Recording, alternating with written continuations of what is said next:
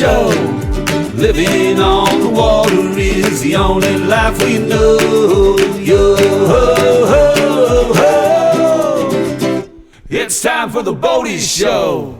Happy New Year to you. Happy New Year to you. Happy New Year, Boaty Show listeners. Happy New Year to you and you, Steph. Yeah, Happy New Year. Oh, well, thank you. That was a lovely serenade. Totally unexpected. Yeah, I Fabulous. didn't know it was going to happen either until literally I started saying the words Happy New Year, and then it happened. It came out. That was lovely and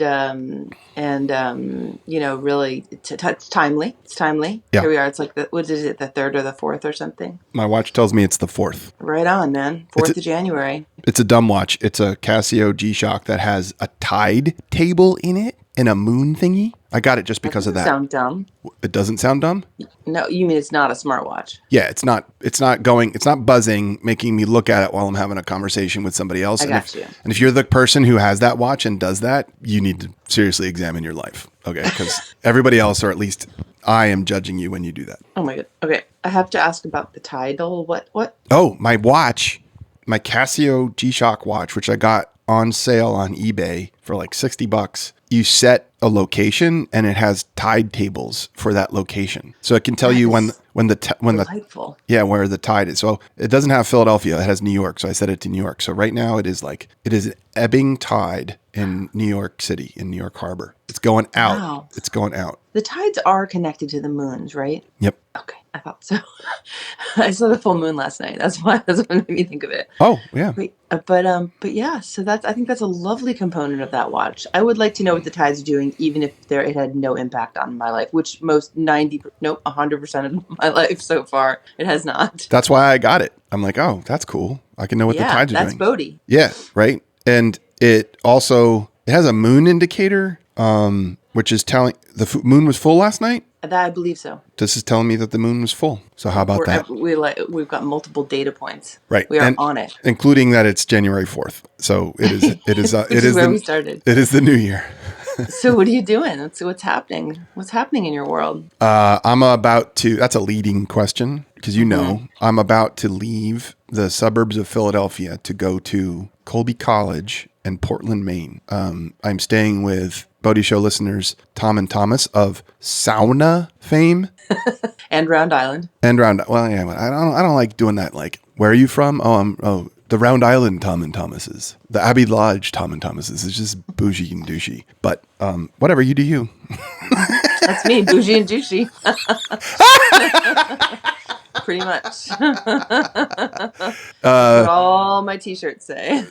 I'm staying with the inimitable Reverend Tom Moosin and the inimitable, undoubtable, irreplaceable unicorn of a human Thomas Brown. Yes. And now you really did it because you used a last name. Good job. Oh shit. Well, he's the Episcopalian Bishop of Maine, so he's a public figure, so we can talk about him. True. He's famous. Yeah. Yes. Also, Tom and Thomas, they gave us a listener correction about how to pronounce sauna. Hey, Leo. What's up, Jeff? We got a younger demographic we got a younger demographic liaison with good hair. We're not live. We don't really do anything live. We are recording, yes. Leo's Boaty because he's holding the I'd rather be cruising in my classic Johnson mug and also wearing a boat museum. Antique boat museum shirt. Sure, yeah. I just pulled my boat out of the water. With a swallowtail flag. Oh, you just pulled your boat out of the water? Yeah. Power move. I know. Big. Power move. Say that out loud. It is January 4th. You pulled your boat out. No, I pulled it out like December 30th, I believe. Oh, okay. Solid number. Yeah. So just meaning like within a week. Yeah. So you're going to put it back in next week, right? Yeah. No, realistically, it goes back in the end of March or mid-March, whenever the ice clears out. Did you have it in because you were duck hunting? I did. How'd duck hunting season go? It was amazing. There was no other boaters in the water. It's so quiet out there. Yeah. Yeah. They also take all the shoal markers out, so it makes it really fun when you find a big rock right in the middle of the channel. The water's extra clear, so you can see it. Yeah. And extra low. And extra low, so you can hit it. Did you find it the easy way or the hard way? I found it the easy way because I have a GPS, but in the past I found them the hard way. Yeah. And then we ate the ducks, and they were delicious. Oh, nice. How do you use lead-free shot? Yeah, we do. Is that a requirement? The DEC does mandate that we use non-toxic shot. So steel and tungsten are the two go-to metals rather than lead. And that's good because if you're going to eat the ducks, you don't want to be eaten. Yeah, and also if you miss the duck, then you're not shooting a whole bunch of incredibly toxic metal into the waterway, which will then pollute the rest of the ecosystem. Mm-hmm.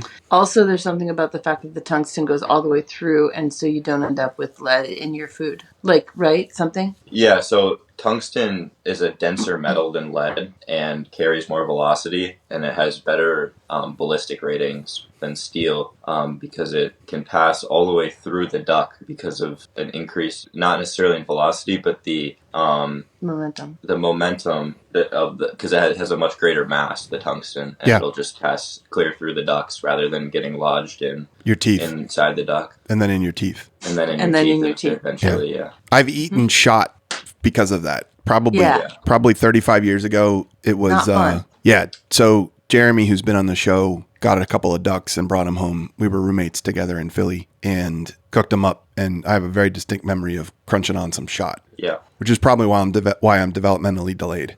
Yeah, I mean, that is one of the... Listen, you didn't have to agree with me. Okay. We were just laughing at how your self-deprecating humor. That's all. We weren't agreeing. Yeah. I am developmentally delayed, just not necessarily like cognitively, more executive functioningly. Yeah. You're not alone. This isn't about me. This is about Leo putting so when you put the boat in March because it's fishing season? Yeah, that's the first fishing season. First day of fishing season is mid-March. Is everything fishing seasons for everything? It's not like fishing season for this fish, fishing season for that fish. No, there's different seasons for different fish, but there's never a time where everything is closed. Mm-hmm. So as long as like when I put the boat in mid-March is when pike season opens back up, and that'll run all the way through the summer. But bass season is closed, for example. And then, so I'll fish for pike until bass season opens up, and then I'll fish for bass, and then fish for pike again once, whatever, and maybe throw some walleye, perch in. Depends on what I'm going for, but pike opens up in March, so that's when I put the boat in. Ooh, nice. Okay, there you are. Sorry. Did somebody else call you? No. Cool. All right. So you were telling us about Maine. You're going to teach a class. Stephanie, listeners. So Leo and I started having a conversation. Younger demographic liaison. Leo and I started having a conversation. Stephanie, I won't say it was like a light switch, but it was like a dimmer that somebody turned rapidly, just like lost interest, got a bored / mildly annoyed expression on her face. That's not true. And tuned out because all she does, she doesn't have any daughters. All she has is like. No, this is not true. I'm very excited that Leo is chit-chatting on the show. I don't want to be too momish and be like all enthusiastic, like, yeah, tell us more. Like, so that's what you were reading is I was trying to be cool. I think you overcorrected. But you blew that out of the water. Yeah, and also you overcorrected. You were like trying not to be momish, but you looked completely disinterested. This is not a visual show until now. Nobody else can see that, but thank you. Your auditory safe space is something I'm willing to compromise on the regular. You have not talked about my weird hair yet. No, it's fantastic. And I asked you earlier before the show, I asked you if you knew your glasses were up there, and you said, yes, I do. Because it was your hair was so like late 80s, early 90s that just hiding in there. It was conceivable your glasses had been up there overnight. like just nesting up there like a beard. Yeah. Ooh, I saw an owl yesterday. Oh, really? Not boating, but yeah, we were driving to Kingston and an owl flew right in front of us. Driving to Kingston's kind of boaty because you were going across a bridge, 2 bridges, 3 bridges. We went across a bunch of bridges. We took the parkway so that we could go through Gananoque and buy ice skates, which is like boaty adjacent because it's on the water, right? Yeah, which is like skiing is boaty adjacent. Exactly. Yeah. So we went along the parkway. Which is very boaty because you're going by all the marinas and all the like all the sleeping boats, if you will. Yeah, snug in their plastic wrap. Yeah, like kind of like I was thinking about this earlier. Like, Didn't you say a minute ago that you learned from the last show you weren't going to like get up and do stuff because it made a lot yeah, of I'm noise? sorry, the cat was outside and it looked a little like it was gonna die. Apologies. No, you don't have to apologize to me. Okay. Apologies to our listeners. Listeners, once upon a time, listeners, thank you for bearing with this quite lateral conversation. Yeah, but We're floating around a bit. yeah, we're ping-ponging around. We're pinballing around. Well, I'm going to stop doing that. I'm not going to pinball. Boaty adjacent, ice skates, Gananoque, Kingston, Owl. We're gonna follow. This is I'm what not sure following the thread carefully is doing any better. But here's what I have to say, and I think we should come back to what you're doing in Maine. It's exciting. Now, I clearly don't want to talk about it, I guess, because we keep going off in other directions. Well, and I think like, I mean, we've covered enough, but at the end of the day, just wanted to make sure that you got a chance to tell us what's happening in your life, which this is a big thing. You're going to go do a different and a new job. You're going to teach youngsters things. Yeah, I'm going to teach a class at Colby College, which is in Waterville, Maine. I'm going to stay with Tom and Thomas, who are friends and listeners and contributors because they contributed an email listener correction about the pronunciation of sauna. Yeah. Right. We were calling it a sauna. Sauna. Yeah. And they said, no, it's sauna. And they talked a lot of smack about building a sauna, which I don't think happened. No, they have one. They do? Yeah, you're going to be in it like a week from now, and we're going to do another show from the sauna. Oh, they have one in Maine. Yeah.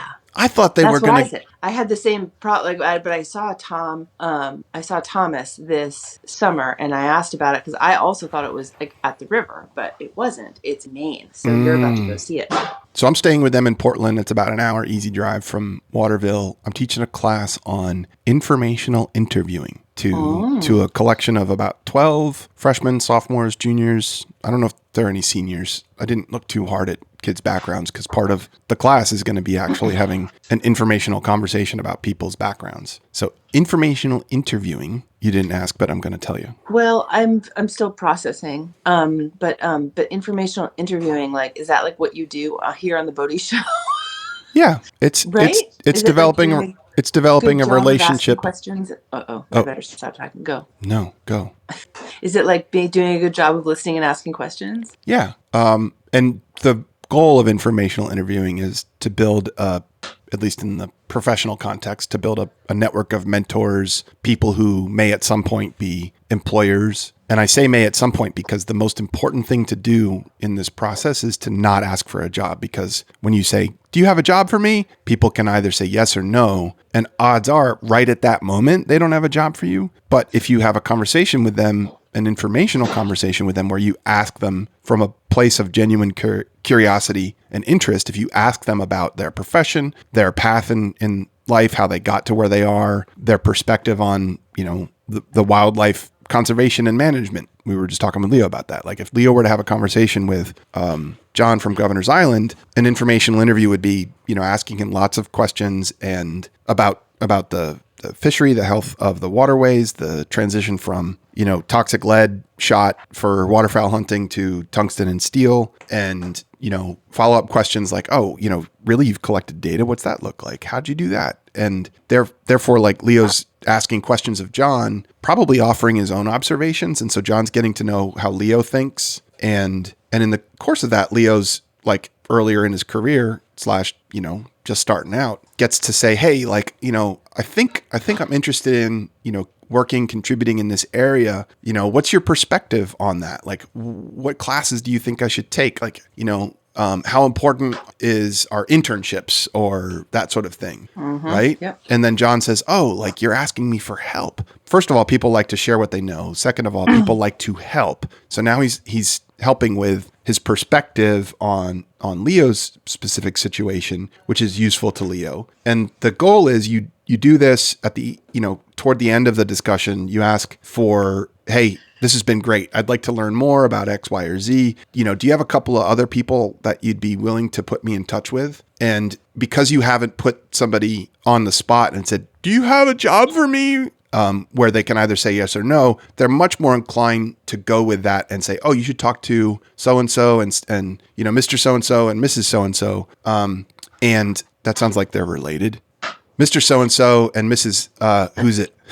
They're not married. Mrs. What's It? Yeah. Mrs. What's it? They're not married. You got to broaden the network a little, yeah. Yeah. Right.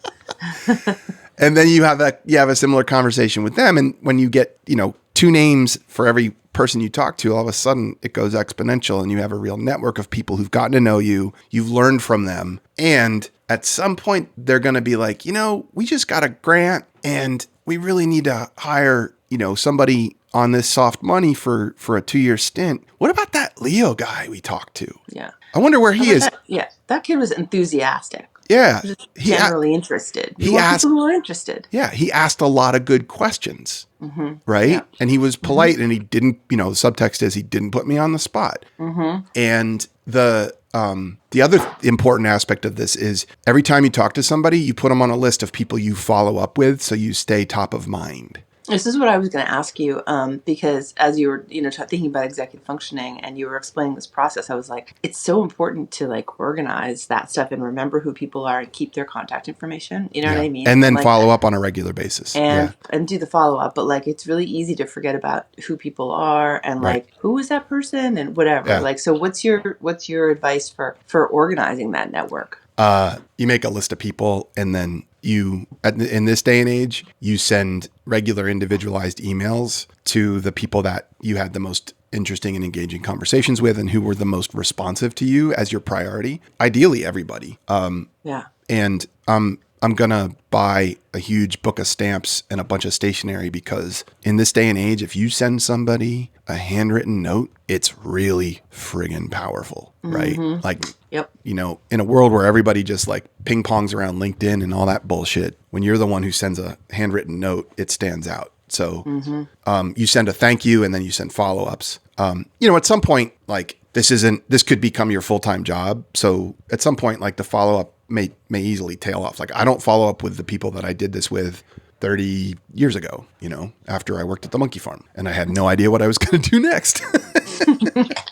But this process launched me on the career I'm on. Yeah. I think that's awesome. It's certainly a very, no matter what field you're in, it's some useful shit. So good job. And I'm really excited to do this because my oldest graduated last spring. She and all of her friends are gaslighted by the employment brokering industry, LinkedIn, Indeed, Handshake, all this bullshit, which is bullshit because for decade after decade, there are studies that prove that 75% of the actual employment opportunities out there are not advertised. Right. So if you're limiting yourself to the 25% that are, you're competing with everybody else that is doing the same. Right. Yeah. And often the stuff that gets advertised is the shit sandwich jobs. Right. Well, we can't find anybody else. We better put an ad out. Yeah. Yeah. Interesting. The downside to this method is that it rewards and is easiest for people who have built-in family networks. So my goal is to teach kids who don't have that how to do this because it's possible. Right. Yeah. It's true. It's true. It definitely is a really important thing to just be aware of in terms of how powerful it is and to understand that you do have the choices. You can make choices around it and you can create it. It's not just something. It's not a question of luck. Yeah. Right. And I'm psyched to teach at Colby. I love the school. MJ graduated from there. And it's Walker's going to go there. Yeah, Walker applied early decision. He didn't tell anybody that he applied there. He told his sister, who then ratted him out. But he didn't tell me or anybody else officially. Yeah, right. But he got in, and he's super excited. And it's a neat school. Colby's been working on the future of higher ed since before it was cool to do that. If that makes sense. And it's going to be a small liberal arts college that survives when I think there are many that won't. Oh, hey, Walker, hold on. I love you in a couple weeks because you're coming up. Yep. See ya. Hi, Steph. She's sat back. Hi, Walker. Congratulations on getting into college. Do you want me to edit you out? Congratulations on getting into college. Yeah.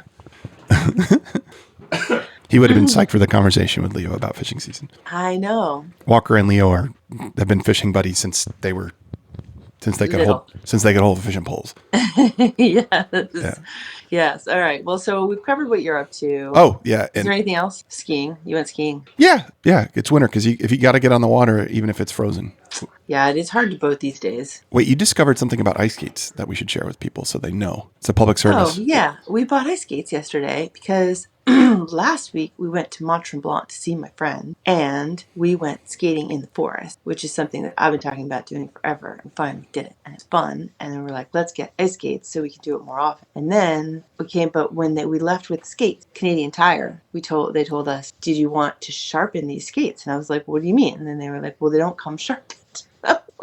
Which just seems ridiculous. Why? They should be the best out of the box, right? They should be well sharpened. And when I received that, but apparently you need to sharpen the skates before using them, which is problematic. Did you not get them sharpened? What? Did you not get them sharpened at Canadian Tire? No, because I didn't know how long that would take. And also there's like a retail experience at Canadian Tire where when you're done checking out, there's nowhere for you to go except out the door. Like, do you know what I mean? You know how different places are designed differently? Canadian Tire, which I love, and my visit there yesterday reinforced how much I love it. It's a wonderful experience. But you really are like on you are like being full on like pushed out the door. So I couldn't really go back in. Wow. But I could go back tomorrow and get them sharpened at Canadian Tire. I mean, it's 10 minutes away. Yeah. So I'll figure it out. I was just surprised. Public service announcement. If you expect to go skating right after you buy your ice skates, plan for sharpening. Plan for sharpening.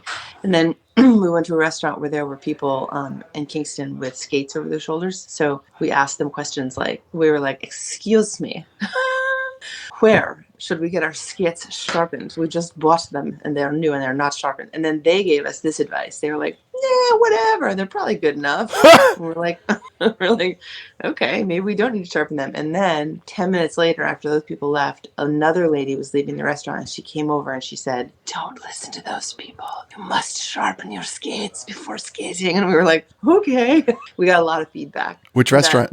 What? Which restaurant were you at? We were at a sushi restaurant in Kingston, which was the only time I've ever not gone to Chez Piggy because they're closed for a month. But it was great. Were you close? Kingston has a downtown rink. Yeah. Yeah. Yeah, we were like a half a block from there. And that's where That's so good. Yeah. So that's, it's all coming together. But the forest skating was very fun. It was just as fun as we thought it would be. Oh, man. Good for you. But all they had were hockey skates. And if you're used to figure skates, that's hard. We went skating. We went on the Dilworth Plaza ice rink, which is sponsored by Rothman Orthopedics. It's sponsored by Rothman Orthopedics. Amazing. Right? Do they have any great taglines up there? Like I hope you're shitty at skating, blah, blah, orthopedic group. I mean, no, that would be great. I don't think they need to. Everybody's just like, oh, okay, yeah. Got it.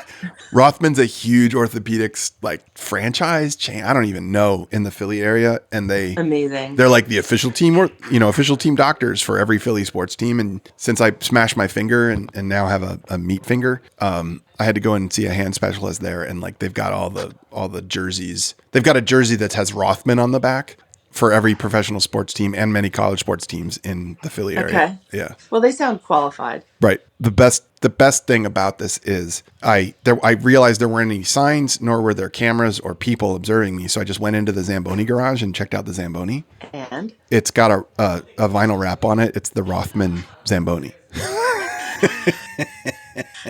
They are serious about this marketing avenue, and I like it a lot. I got a picture of it, which I won't post.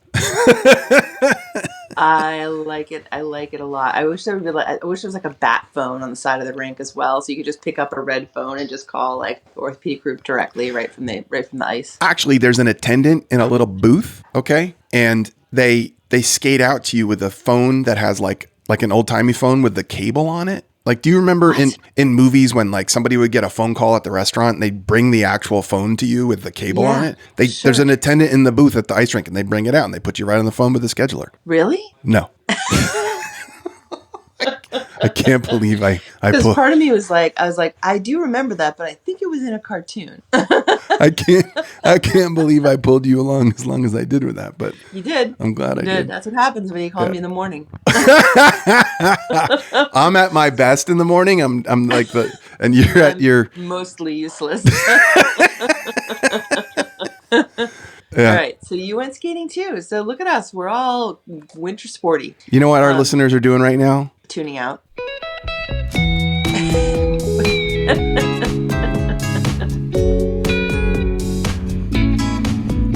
It's the boat of the week, stable or sleek. Check out that vessel, baby, isn't she sweet? It's the boat of the week, the boat of the week. Ooh, how I love me, the boat of the week. Da da da da da da. Hey, yeah, let's check out the boat of the week.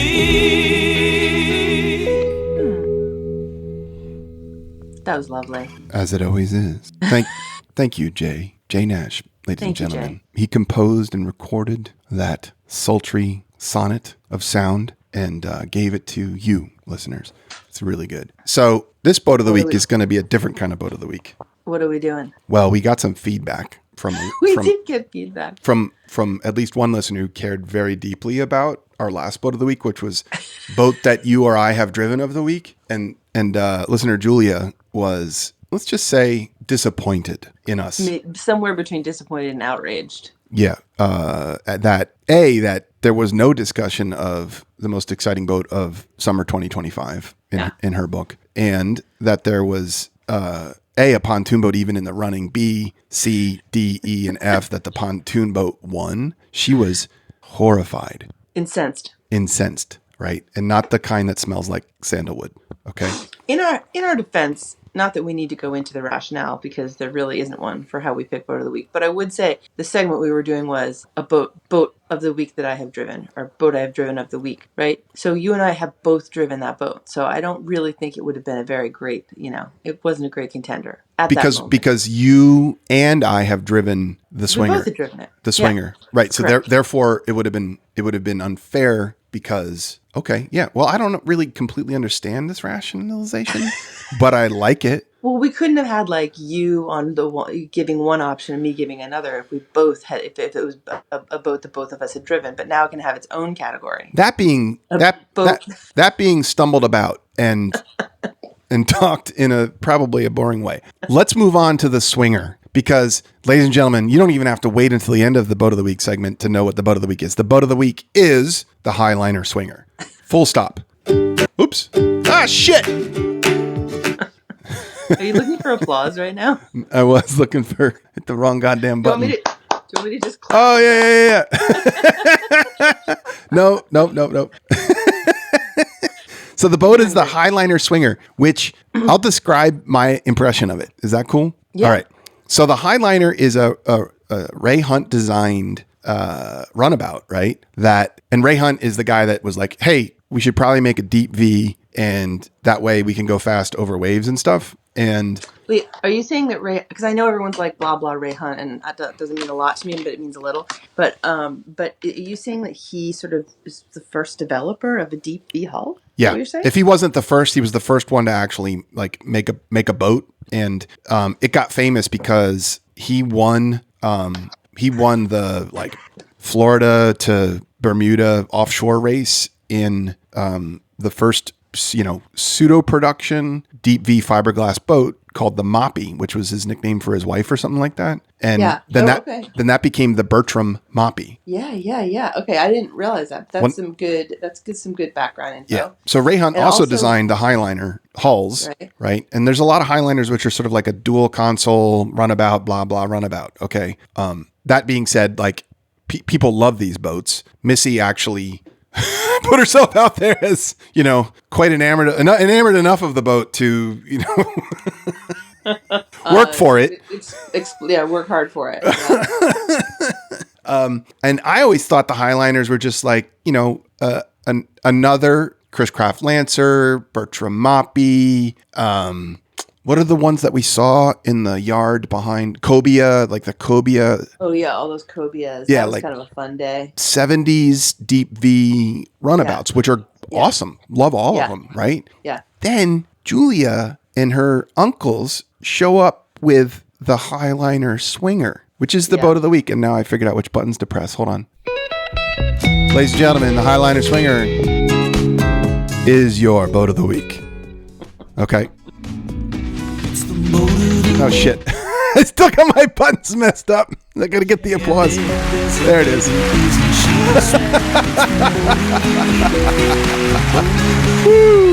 What was that other button that you pushed? That was the hard rock riff that I used to play when we talked about hitting shoals, and I forgot about. Right. That's right. All right. Okay. So the Highliner Swinger is it's the same like lower hull with a completely different deck to make it like a really hot little pocket speedboat. Okay. Yeah, and not many were made, right? It was like it's rare. Yeah, there weren't many that were made. The people that are into them are really, really into them. And we drove the one that Julia and her uncles got. I mean, I will just say it is so hot. I know I'm not surprising anyone by saying that, but I really want people to understand. When the first time Julia pulled up to the houseboat in that thing, I was like, what is even happening? Right. And we can post a picture for people of the actual boat because it was like there's like a listing that's still available. That I sent you. We have other pictures that we took when we were running around in it with Julia because she immediately like started to work on eminent domaining this thing away from her uncles. Right? Like, yeah. Well, obviously, who wouldn't? I mean, there's immediately everybody wants to spend as much time as possible in it. But the other thing that was great was, remember how immediately she's like, we need to go to the bay right now. She's from the backside of Grindstone. The bay is not the closest or most convenient location, but right. And she comes from a long lineage of people who are biased against the bay and toward Clayton, blah blah Clayton. Okay. Yes. Yeah, so we got in the boat, but first just visually, you can help me try to describe some of these things. The regular Highliner, I mean, it's a decent sized boat. Is it 22 feet long? Do you think? Yep. So it's a decent sized boat, and when you have a regular Highliner, there's enough seating in there for quite a few people. It has a big, shall we say, cockpit. Yep. But this one does not. This one has a big covered up back part and front part. So the regular Highliner is a open utility runabout layout. So there's the windshield's kind of far forward. There's a driver's seat, a passenger seat. In the traditional sort of 70s, 80s layout, there's a back-to-back seating arrangement where that seat, can fold flat. The backs become part of the horizontal surface and you can sunbathe. And then, there's a big open space. And then at the back, there's they're all inboard outboard, or at least as far as I know, they're all inboard outboards. Right, they're all IOs. So there's an engine cover at the back. With a couple of seats on either side of it. Okay. Mm-hmm. So, there's Grady Whites that are like this. Like this is what traditional. Yeah. This is like the traditional layout that maximized interior space before the bow rider layout got popular because they have a closed deck. Right. And then the Swinger changes that up by covering up more of the back. So the engine cover is covered and where those back seats would be is all covered. And then there's a smaller cockpit with 2 bucket seats and then kind of a bench seat right behind it. But that's it. Right. And the windshield is pulled back also. So the deck is the bow deck is much longer. You sit further back in the boat than you would when driving the other one, which is good because the further back you are in a speedboat, the further you are from the vertical acceleration of the bow going up when it hits a wave and then coming back down when it slams. Well, it's beautiful. Is it too early to talk about vertical acceleration, Stephanie? No, it's the right time. It's always the right time. So it's got this tiny little roadster cockpit, right? And because the back deck is much longer, there's no separate engine compartment with seats on either side. There's a bench seat across the front of that whole area. Right. And then 2 bucket seats. So you're in this hey, for 4, maybe 5 people, we are chilling right next to each other, passing our Reuniti on ice and having the best time. And yes, that's right. The Peach Reuniti. It looks good. It looks really good. The long bow deck always makes a boat look good. It looks so great. It looks absolutely beautiful and wonderful. And the color of her boat is so cool because it looks like it's white, but it's not. Yeah. It's off-white to blue. Yeah. So it's just barely icy blue. But then some other part of it's white. I think the bottom of the hull is blue, but the top's white. Is that right? Yeah. Her boat, you found the listing for her boat, which was on Facebook Marketplace. So her boat is and I'm saying it's Julia's, not Julia, Eric, Mark. Right. There are a bunch of owners. And there's quite the family. This may like break the Purcell family into, No, I think it's Hatfields such and a great. McCoys. We've been talking about boat pools for so long, and they're actually doing it. None of them need another boat, but they obviously did the right thing by sharing this one. Yes. Highliner, hers is a 1970 Highliner 222 swinger. And it's been repowered with a Volvo 5.7 small block Chevy Penta engine, under 300 hours, repowered in 2011. Dual outdrive counter rotating props. I love me a duo prop. Counter rotating, is that important to you? I'm just curious. Yeah, well, it's two props on one shaft and they spin in opposite directions. And then what it does is it gives you a lot of early thrust. Okay. Look at you. And it gets you up real quick. Look at you. Okay. Look at you. So it's got that. It has aluminum gas tanks. It was painted in 2018 because this thing, from what I understand, it used to be red and somebody painted it this beautiful off-white. They did a really freaking good job with the paint job. They cleaned up the dash, just made it real simple and nice. Its name is Styx, Styx, from Grindstone. I can't remember who they bought it from, right? And that's her boat. But we found the boat ad for the first model year of the Swinger. So are we going to do that? Are we going to do a segment on the ad itself? What? Are we going to combine for the first time ever Boat of the Week and Old Boat ad? Yes, we are. Sweet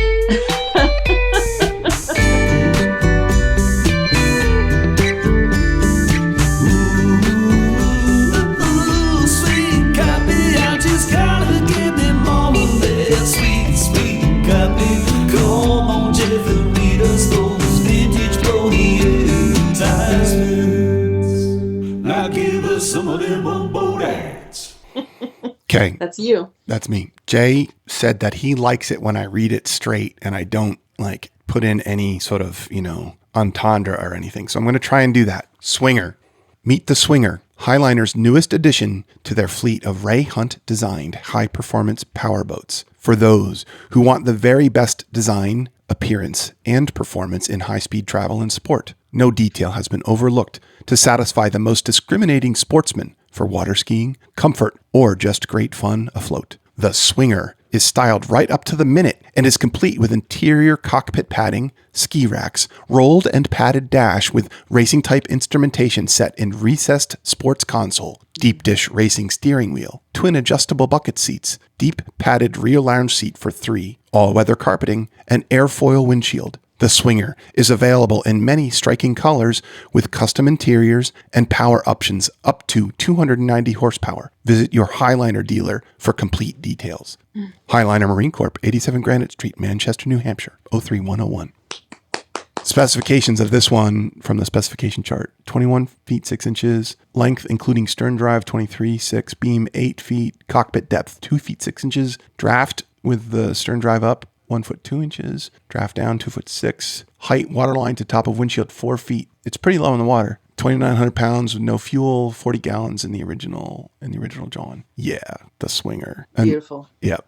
I don't know. I do remember from the ad, the things I remember that reminded me of is the racing steering wheel. Deep dish. I don't know what that means. Like a pie? I think it means that like the spokes of the steering wheel go like in toward the dash and like a pie. Like the wheel part is like up away from those. So I mean, apparently that was something you were up for back in the day. I also very much loved the instrument panel. I did. You know, I don't know quite what it was, but I liked the way it looked. It's a 70s boat. I mean, it's very beautiful to look at. Well, and they talk about the clean racing style gauges. Yeah. It's like just, 6 gauges, boom, boom, boom, boom, boom, right in a cluster without being, inset into anything with a bunch of trim and stuff around it. So driving this boat, Stephanie, how did you experience it? It was very, very fun. I'm not terribly used to going fast these days, as you may know. So it was a very fast boat, had a lot of power, and it was bigger than boats I usually drive. And that's a very fun combination. We went, we had a trip to Alex Bay and we came back and it was delightful in every way. I heard about it maybe that night or the next day, like, oh my God, you got to go on this boat. And then you did. What was your experience? All I wanted to do was stand up and hammer down. You know what I'm saying? It was good. It was really good. Handles really well. I think the balance of it, the weight balance is really nice because maybe it's a little heavier than the other one in terms of the hull weight because of the extra deck, but ultimately you're standing because I like to drive these things standing, but you're back from the front a bit. So when you turn it, it just feels like you're planted more than you do when you're further forward driving. Oh, that's interesting. Yeah, I think that matters, right? Because like sometimes driving a center console is more fun than driving a dual console where you're sitting further forward. Yeah, that makes sense. Yeah. I had the whole experience was delightful. I definitely want one. I also would say, remember, how like I don't know if it was like a long weekend. Was it like a long weekend that we were all playing in the swinger? Yeah. But like there was always not enough gas. No, that's true. That's true. There was always not enough gas. I think I ended up like dropping off a full gas can for Julia because Me too. I also did that. You did? Because I was like so aggressive with the throttle and that we were burning all our gas. And the thing was always almost out of gas. Well, it was late in the season, exactly, which I love. But like it was late in the season, so all of the places were even less convenient to get gas than usual. So like we couldn't get gas, and it was after 5, or maybe it was Sunday, or God knows what was going on. But like there wasn't enough gas because we were burning it at a bazillion gallons an hour. Yeah, I remember burning enough of the gas in the swinger that she was like, "Oh, which boat do I take to Clayton for dinner with my mom?" And she's like, "The swinger's almost out of gas." And I was behind the scenes like, "Man, I think that was my fault. And if it wasn't mine, it was Steph's." And my listener Dave. And if it wasn't one of ours, then it was hers. Yeah, listener Dave was visiting, and we went out to dinner in Clayton. I'm like, "All right, we're gonna just like leave a gas can for Julia, so she could." I think I told her, I'm like, "Listen, if you take the swinger to Clayton, I will drop a gas can because I'm going there also." And I did, and it worked out. I remember when she started making gas content. She started creating content of her pouring gas into the swinger. She did. She sent us like a 12-minute video of her dumping gas in. It was at night. Remember we watched it? It was at night. Yeah, that was like a kind of a whole new, like, it's like Sleep Stories, but different. It's like, who knew you wanted to watch somebody dumping gasoline into a boat? We didn't know we wanted that until we saw it. Why did I watch all 12 minutes of that? I don't know. It was exciting and boring at the same time. There is no slice of humanity too thin to create as niche content. Niche content, that's what it was. Yeah. Gas content is needed, definitely. We'll have to post that video in case there's anybody else out there that wants to watch. Yeah. To watch Julia dumping gas into her boat at night. Julia's big on, she calls it slow TV, of just like relaxing stuff to watch. So yeah, that's right. Yeah. That's what it is.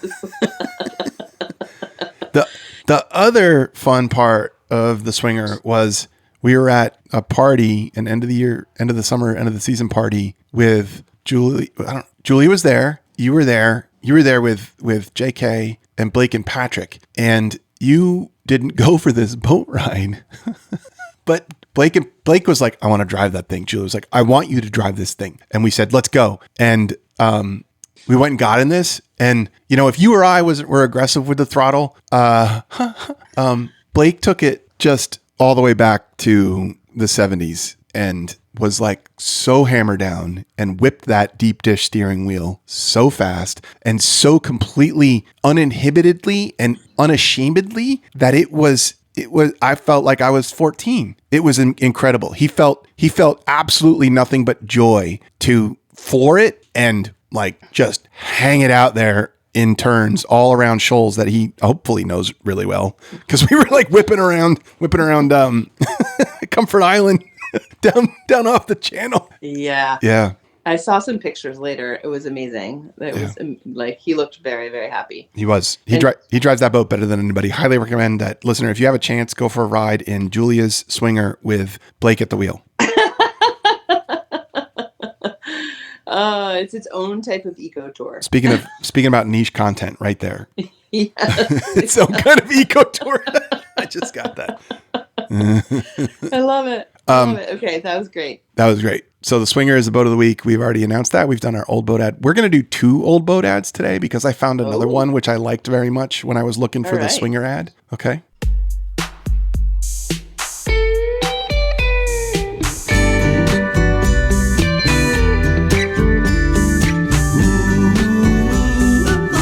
Sweet caviar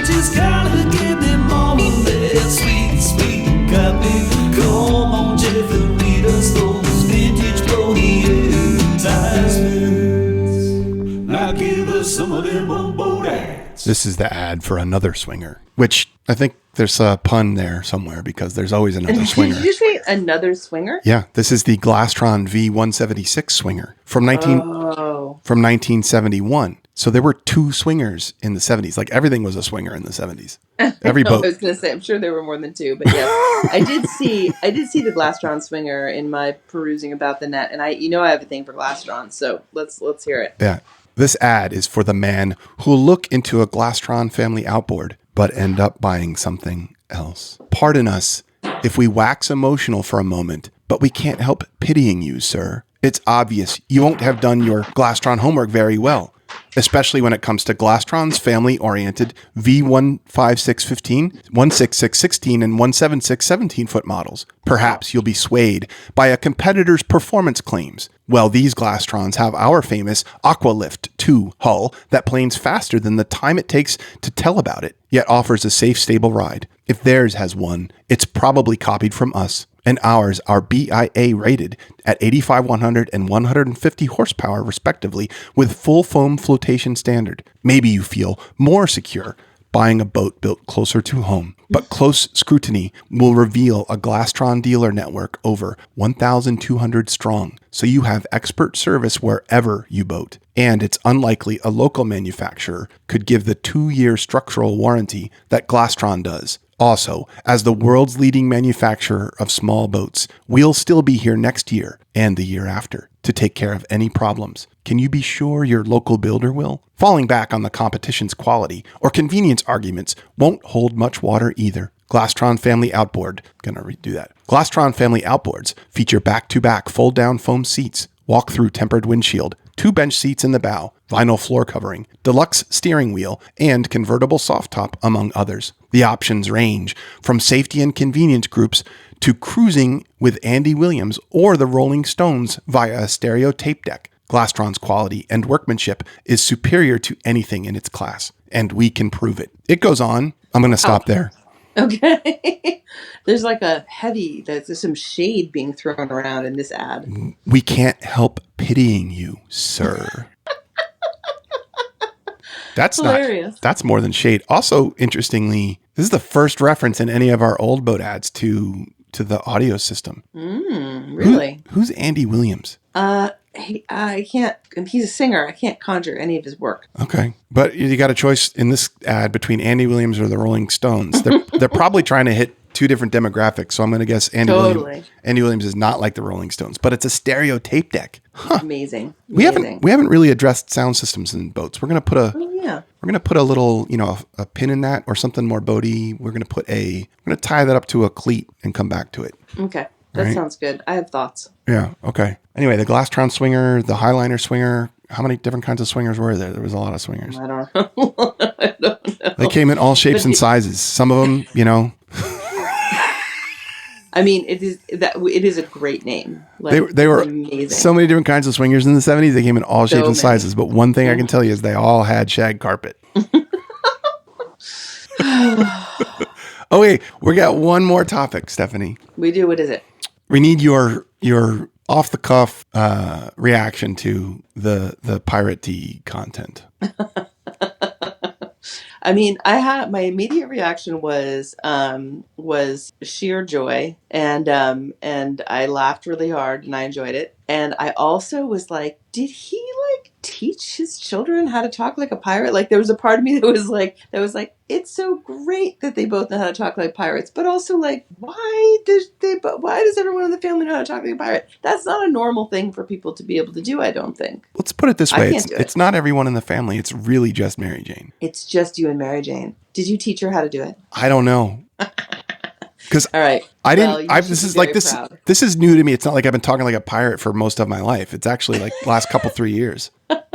I will say that it came about organically, where somehow I would say something piratey, and then Mary Jane would say something piratey, and then we would start going back and forth, and it like co-evolved into this bit that we would do, and we still fall into it and can't get out of it, out of character. And Well, it's a great addition. And I think that we all need to go to MIT and get our certificate of piracy, yeah, that's which a real apparently thing. you can get if you take the right PE classes.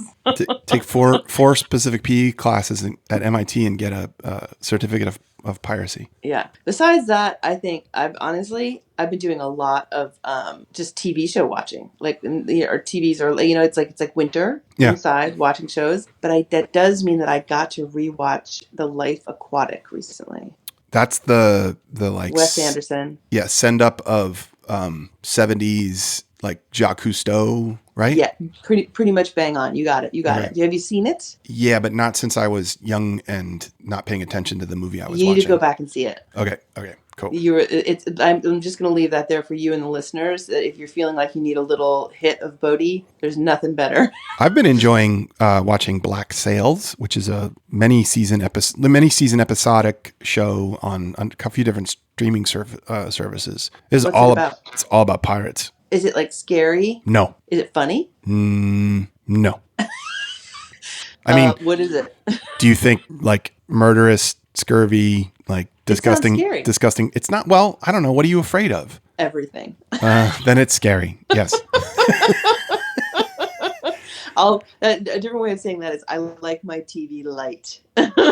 This is pretty. Is it pretty light? Is it heavy? It is. I would say it's a pirate drama with enough swashbuckling to hold my interest. Oh, fascinating! All right, we're definitely gonna cue that up. There's definitely like a lot of like. I mean, pirates were basically the biker gang of the sea back in the day. It was like organized tribal crime, and Sweet Melissa, the hot admin, she loves her some Sons of Anarchy. I haven't watched this show with her because she's probably gonna like it too. There's a lot of like greasy dudes with like 3-day-old beard and long hair. Now they all have good teeth because they're not actual pirates. Okay, tell me this. Just being shady and like, aggressive, but also vulnerable at the same time. Like that's. Oh, nothing. I like a good vulnerable pirate. Yeah. What is it? It's all fiction. It's not like. I think it's based. I mean, as all like pirate content, except for Pirates of the Caribbean.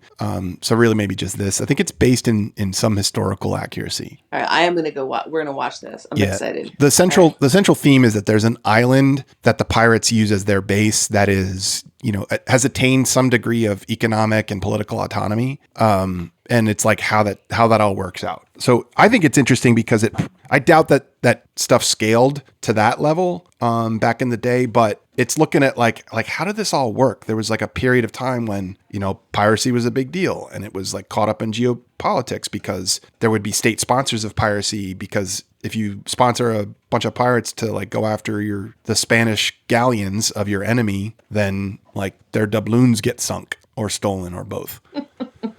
And you're down with that because you don't want them to have doubloons. All right. Well, I feel like we just sort of like accidentally walked into this amazing TV review from you. We Thank you.